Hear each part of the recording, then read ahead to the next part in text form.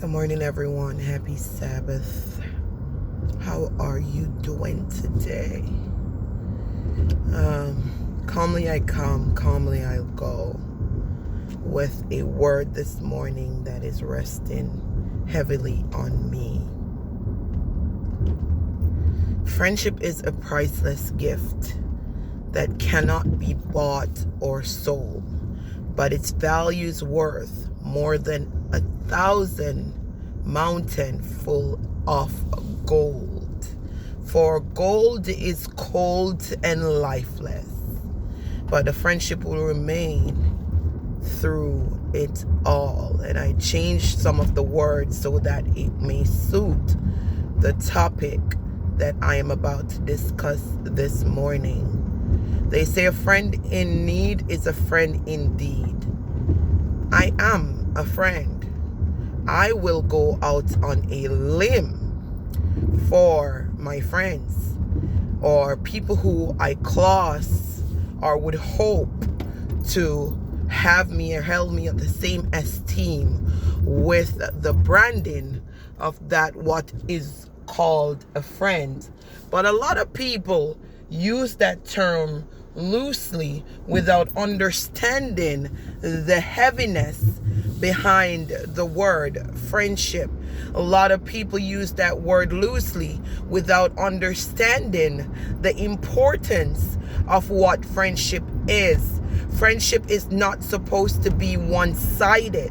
Friendship is not who is the giver and who is the taker. Friendship is supposed to be platonic. Friendship is almost like a relationship or a partnership. When your friend is going through an adverse effect of something, you ought to be there for your friend.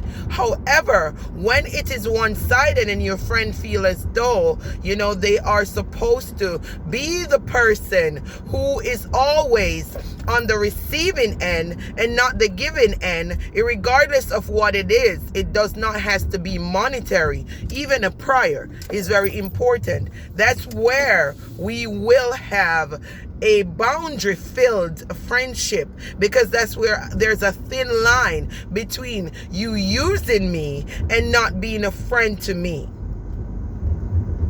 Now, I am going to speak cautiously because I don't want anybody taking this the wrong way. And if you take it the wrong way, it's a you problem. Now, in 2019 to 2020, I suffered great loss, financial loss. I suffered financial gain in that same year. 2018 was a rough year for me. And there was a song said I searched all over, couldn't find nobody. I looked high and low, couldn't find nobody. But nobody greater than you, Lord. And I dealt heavily on God because my own family was not there for me. I had friends who I thought were my friends who were not there for me. I had people in my life who had drained me financially and emotionally who were not there for me. I was at my lowest. I was at the lowest point in my life, and I had nobody, absolutely nobody was standing beside me. Do you understand me? Nobody was standing beside me.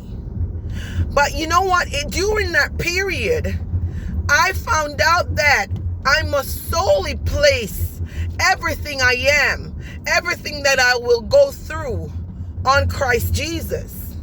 Because he was the only person who I had to go to necessity to. And in that time, he sustained me. He sustained me. And when I felt like giving up, you know what God did? He grabbed me by my hand and he pulled me out of what I was going through. And he said, my child, I want you to sow so that you can reap. And now that I'm reaping, you have people who are calling my phone thinking that me and them work for this money that I am earning right now and asking me for things that is beyond me. It is way beyond me. And I'm flabbergasted to the point where I am shocked that people will get mad because you ask a favor and I told you no.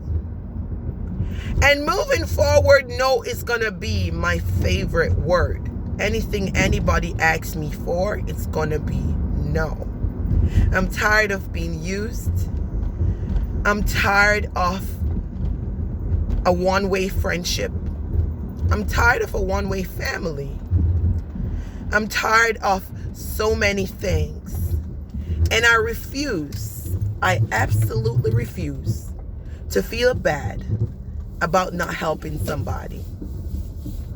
I absolutely refuse to feel responsible for your problems because nobody was responsible for mine. I absolutely refuse to give away my ass and shit through my ribs. I absolutely refuse to put anybody above me anymore. I absolutely refuse to place somebody's problem above mine or make their problem greater than mine. I absolutely refuse to interrupt anything that God is putting you through so you can be stronger and come out firmer. I absolutely refuse to interfere with your karma because I had gotten my karma. And the same mouth that said bad about me is taking back the words and trying to say good about me. Friendship is not one-sided.